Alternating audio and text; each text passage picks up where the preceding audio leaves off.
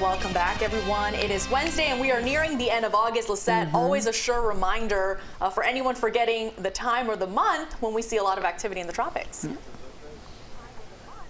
Yeah, really not surprised. You know, I was born and raised here in South Florida, and you just know whenever we get into August and September, that is when it starts to get really, really busy. And Mother Nature sure is giving us that reminder that we all really need to stay prepared and already have our plan in place.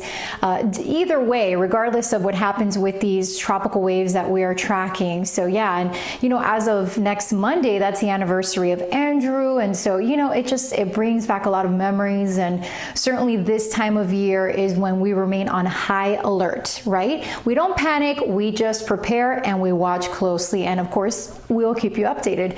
As we look at this disturbance in the Eastern Caribbean, it is expected to move westward, and it does have a high potential of developing here as we head over the next 5 days and once it moves into the Northwestern Caribbean. But the one that we're really going to closely watch is this disturbance, which is this area of low pressure about 1,000 miles east of the Windward Islands, and it is moving west-northwest, and it could become a depression in the next day or so. And the next two names on the list, Laura and Marcos. So yeah, we will certainly keep an eye on that wave, the second one, which I'll show you the models for that in just a moment. Then we have yet another third wave. Now this just has a low potential of development.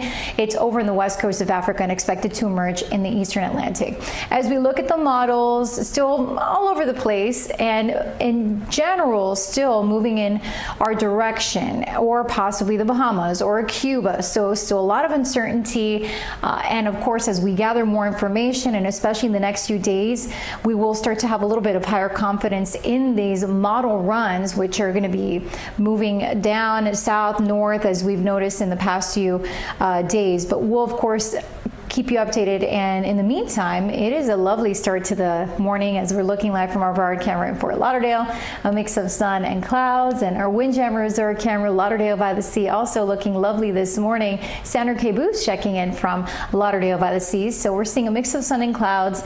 You know, now it's starting to quiet down on the radar. Broward County, dry, just a couple of showers around Little Haiti, Miami Beach, Port of Miami. Southern Dade County is dry, and actually the Keys also quieting down, so that's good news.